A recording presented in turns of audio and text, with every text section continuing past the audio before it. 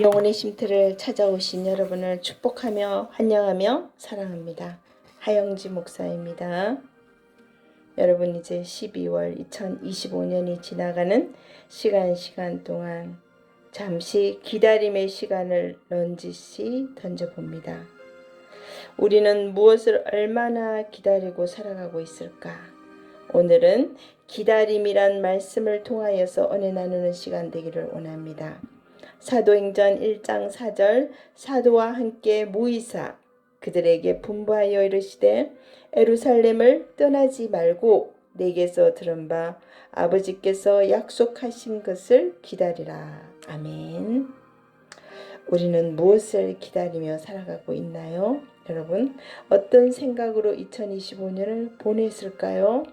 기다림의 막연한 무엇을 위해 우리는 어떻게 살아왔을까?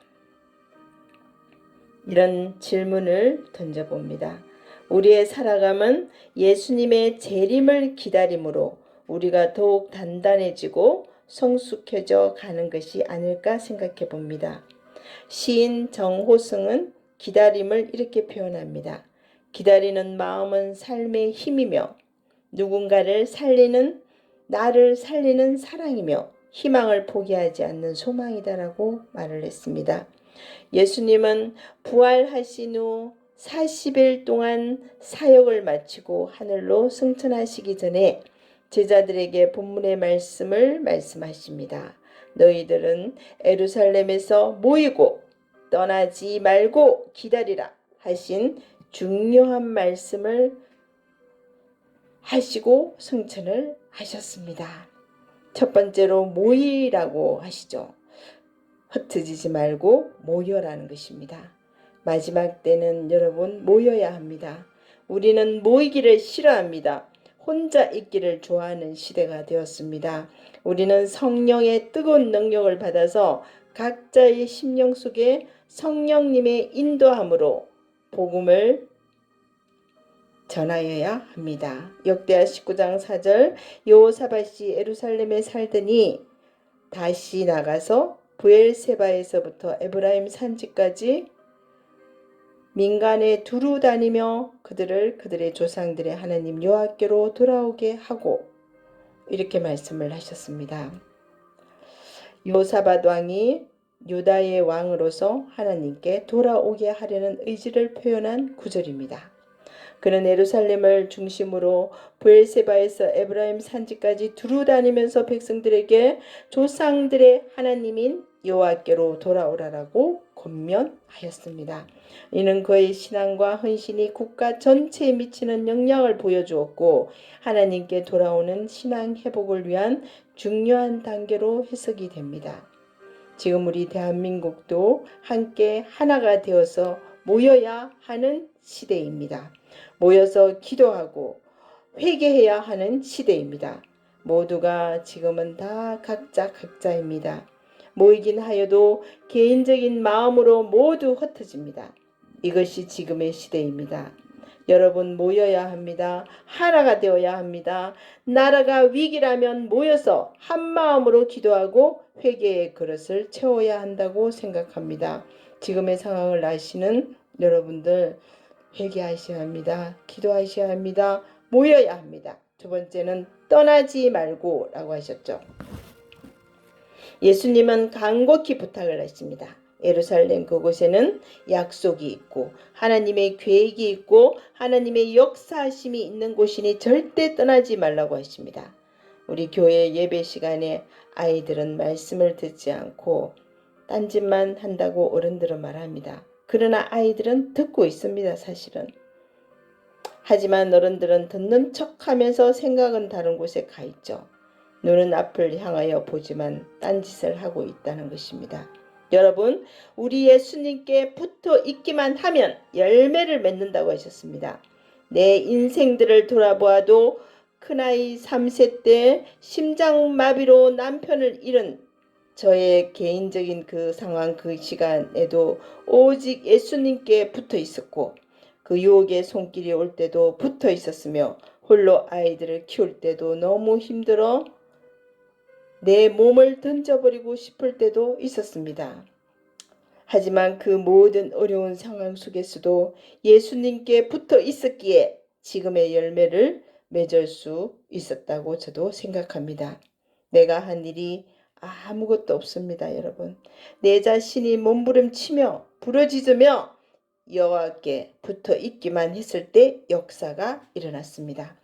우리 예수님의 품을, 그 손길을 떠나지 않았기에 지금의 내가 존재함을 압니다. 모든 것이 하나님의 은혜이며 감사뿐입니다. 영혼의 쉼터를 찾아오신 여러분, 끝까지 지금의 모든 상황을 부여잡고 나가야 합니다. 떠나지 말아야 합니다. 각자의 삶들 속에 각자의 어려운 상황들이 모두 다른 상황들의 어려움들이 있습니다. 끝까지 예수님을 떠나지 말라는 이 말씀에 목숨을 걸고 떠나지만 말아보세요. 분명한 하나님의 획기적인 기쁨의 열매가 있습니다. 저는 그것을 믿습니다. 경험을 했기 때문에. 예수님은 절대 우리를 포기하지 않는다는 사실입니다. 그 포기하지 않은 예수님의 속성이 우리를 살리는 것입니다. 세 번째는 기다리라입니다.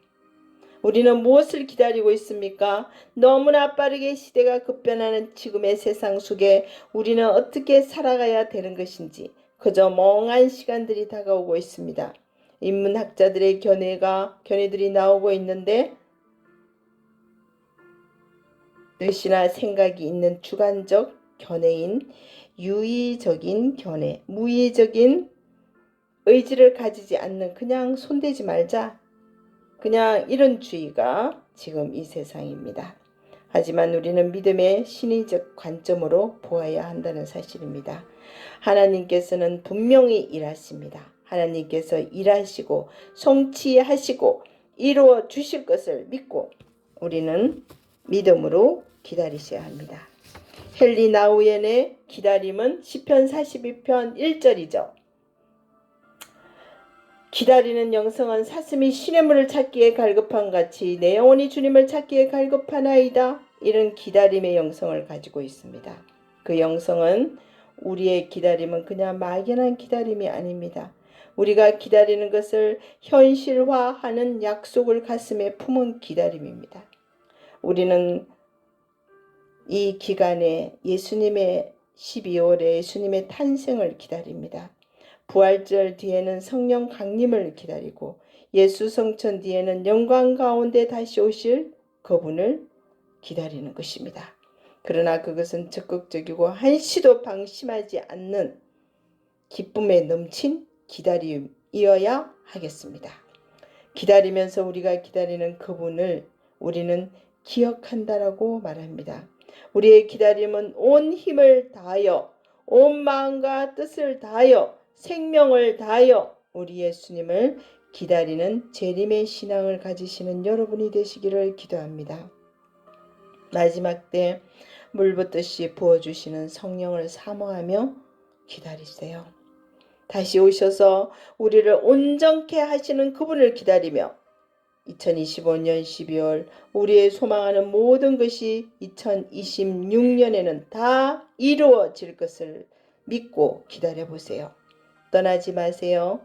기다리라. 떠나지 말라. 모여라. 이 세 마디의 말씀이 천지를 진동하는 우리의 소망과 꿈이 되는 단어가 되기를 간절히 원합니다. 여러분, 오늘 기다림이란 이 단어 속에 들어가 있는 모이고 떠나지 말고 기다리라. 이 말씀을 가슴에 새기면서 여러분들의 삶이 2025년도의 모든 삶들을 다 정리하는 이 시간에 주님께서 주시는 2026년을 기대하면서 오늘도 이 말씀 속에서 생명을 찾는 시간 되기를 간절히 원합니다. 예수님의 이름으로 기도드렸습니다. 아멘.